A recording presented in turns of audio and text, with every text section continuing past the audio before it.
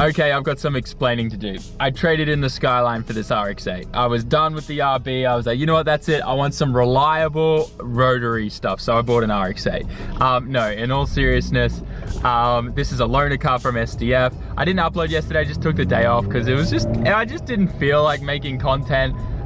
Mainly because what ended up happening was we got to SDF and we couldn't dyno the car.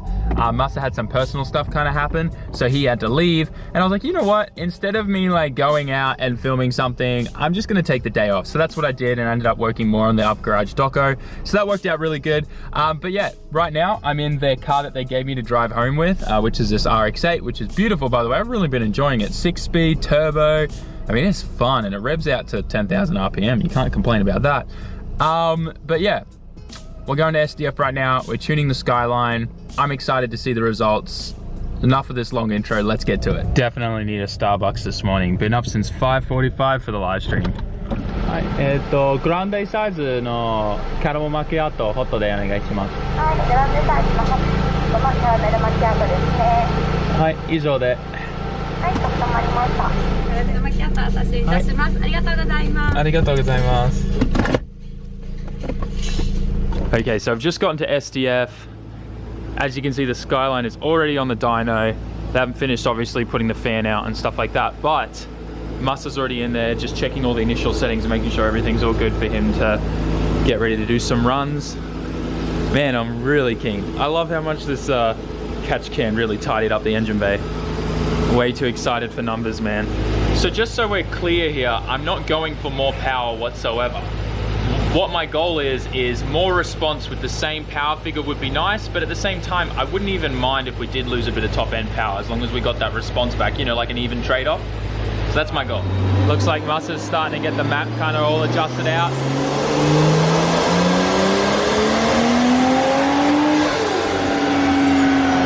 Damn, that sounds good.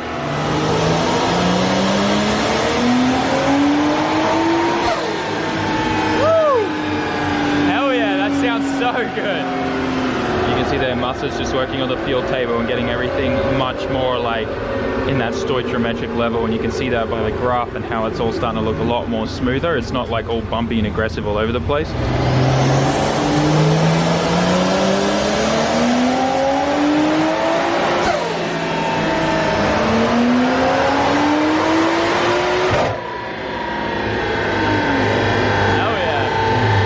Masa's obviously still working on the car, but isn't it cool they've got 1, 2, 3 Supras in here that they're working on. There's another 1, 2, 3 out there, but there's something really different about this white Supra. Let me intrigue you. Turbo's on the wrong side. Wait, is that a 26? That's all I'm going to show you of this Supra, because we're going to go talk to the owner and do like a full feature on this car, because I feel like this will break the internet. So just a little teaser. But everything's going really well on the dyno. The car sounds a lot more responsive, but we won't know until we start doing power runs. At this point, he's just getting all the fuel tables like perfect out, idling-ish like correctly. The wastegate, duty cycle tables and stuff all sorted out so that we're getting level boost across the board and all that kind of stuff. And then we'll start doing some power runs. Man, it's starting to sound so good though. I'm sure you guys can tell. Hopefully the mic picks it up. There's definitely no Georgia the Premium, but it's an ASMR coffee time nonetheless. Enjoy a nice fire, boys. Oh yeah. Nothing like a nice hot coffee on a nice overcast day.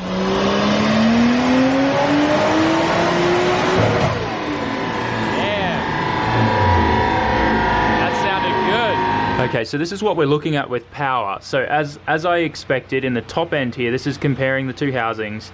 We did see a little bit of a choking up in the top end, which is what I expected with the smaller housing. But you can see here that the power curve is very similar here. It's almost identical actually. So yeah, like we kind of sustained the same power. We're sitting at like right at 400, as in previously the max run we did before we brought it down was about 460. So it's actually looking pretty good. Response-wise, we're going to pull up another sheet and have a look at when full boost is coming in. And this is obviously 4th gear pulls on the dyno. So I'll get Masa to throw that screen up and show you the comparing the boost there. But it's not as big as a difference as I was hoping, that's for sure. And the results are actually really interesting. So this is the boost table right now, and red is now and purple is previously. And you can actually see that, yeah, we do get faster spool here, but we're still sitting at the 4,500 RPM mark.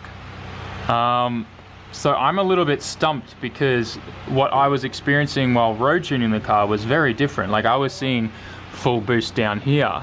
So I'm not sure if maybe my gauges are wrong or something's different with the dyno with fourth gear pulls or something, or I was doing it wrong, but it seems like there's not much difference. So I'm actually stumped. So if any of you guys actually know what's going on here, please tell me in the comment section, because I'm a little bit stumped. I really thought that smaller turbine housing meant faster spool, but I mean, obviously we still have that bigger compressor housing.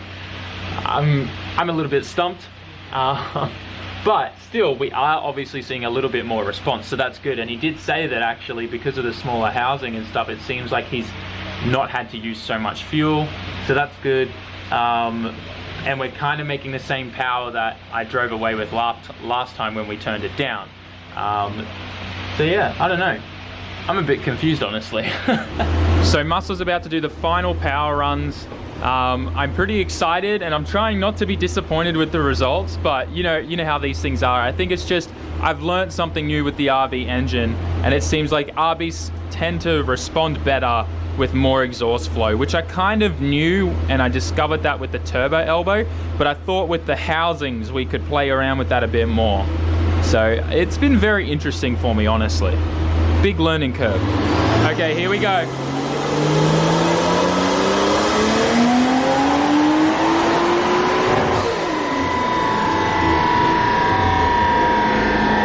Things sounds really good.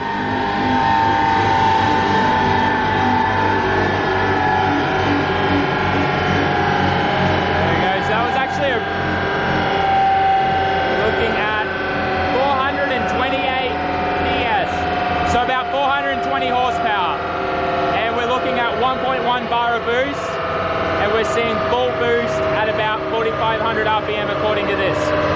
So it really is kind of mind-boggling. We've got a smaller housing, but we're seeing the same boost, full boost at 4,500 RPM. Very odd. Okay, so I've got Musa doing another pull because I want to see what boost is reading on the gauge there.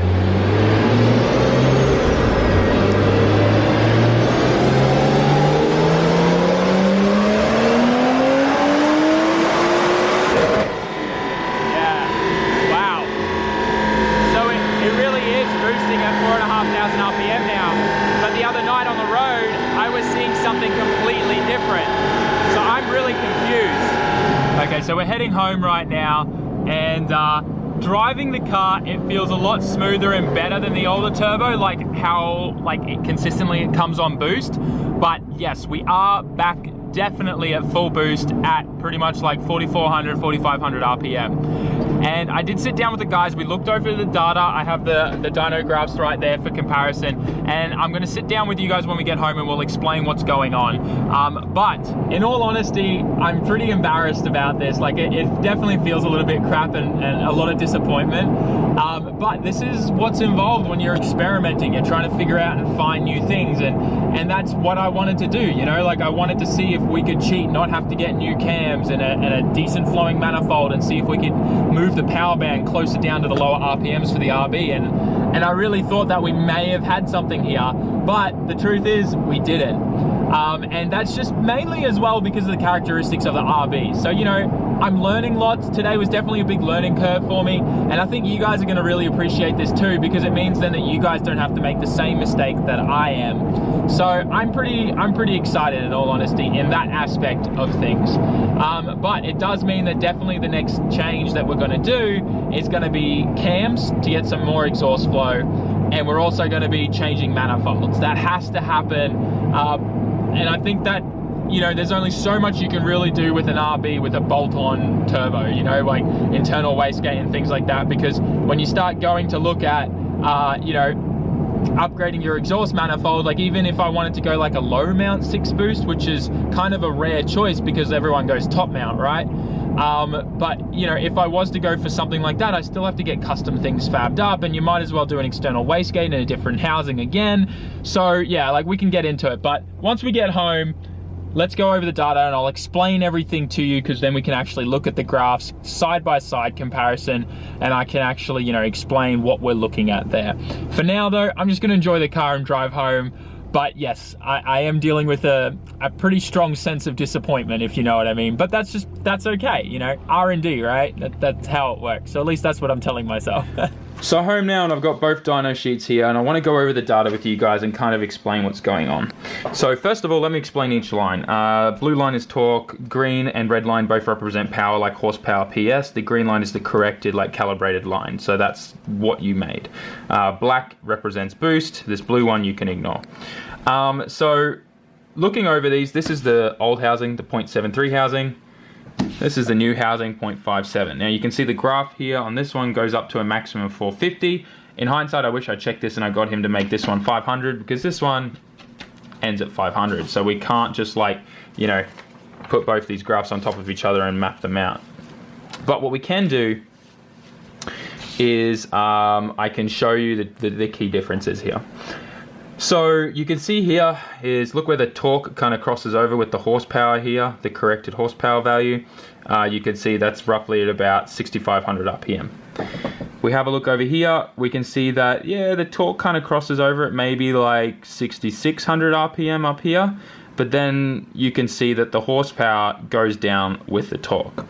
Over here you can see the horsepower actually goes up with the torque. So we did lose a fair bit in the top end. You know, we made 455 PS on this one, which is 450 horsepower. We made 428 PS with this one, which is about 420 horsepower. Now, this is where it gets confusing for me, because, you know, like with my experience, like, well, not just my experience, it's mainly just my theory, you know, like I thought I was gonna see faster spool because of the smaller rear housing, but it seems like it just wasn't the case, and the data is here. So turbo starts spooling just after 2000 RPM. We hit full boost at pretty much 4,500 RPM here. Consistent, a little bit of a dupe here, peaks, drops off with the horsepower that we see there. Coming over here, you see a very similar result. You actually see that we're kind of building boost a tiny bit quicker there at the 2000 RPM mark with the old housing. See that? It's a little bit slower here with the smaller one. And then it peaks up, hits our full boost at 4,500 RPM, kind of, you know, linearly kind of goes up a bit, then drops when we kill the runoff. And yeah, the results are totally baffling for me. I don't really understand what's going on. The dyno is a Sakura dyno. Yes, that means cherry blossom dyno. It's a Japanese company made, designed dyno. So I'm a bit confused, and I don't know how that stacks up to, like, you know, a Mustang dyno in the States, or you know, dynamic dyno, or whatever they're called in Australia. But yeah, this is where we are. So definitely not the results I was hoping for. And like, I was talking with Masa and Denny, and they said, like, the best thing is you need to think of an engine as an air pump. And like, I already knew that, but I just thought that with the RB, with a smaller housing, we'd see better results. But you got to realize it's still a 3071R, which means the front compressor is still 71. You know, it's still a big front compressor housing. We just made and the rear wheel is still the same size, but we just made a smaller housing and choked it off. So it didn't really make much of a difference in the end. In fact, what to make the engine pump more air faster, we need cams and a better flowing exhaust manifold, and then go back to the old 7.3 housing, and we will see this start way back here where I want it to. So that's really where we're at. So you guys can try smaller rear housings, but you're just going to end up with pretty much similar results. In fact, we almost had better response with the old housing. It kind of sucks, I know, but you know, when you're testing things out, and this is what I mean, like, I love experimenting, but this is definitely a failed experiment. So there you guys go. I hope you learned something. I definitely did today. And don't make the same mistakes as me.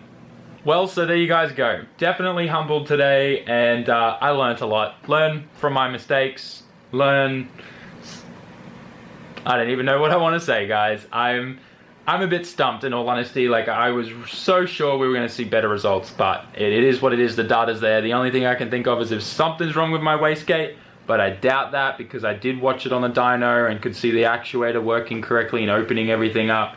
So unless something else funky's going on, which at this point doesn't look like it, I think the data's right. And I think it's time to accept that I've been beat.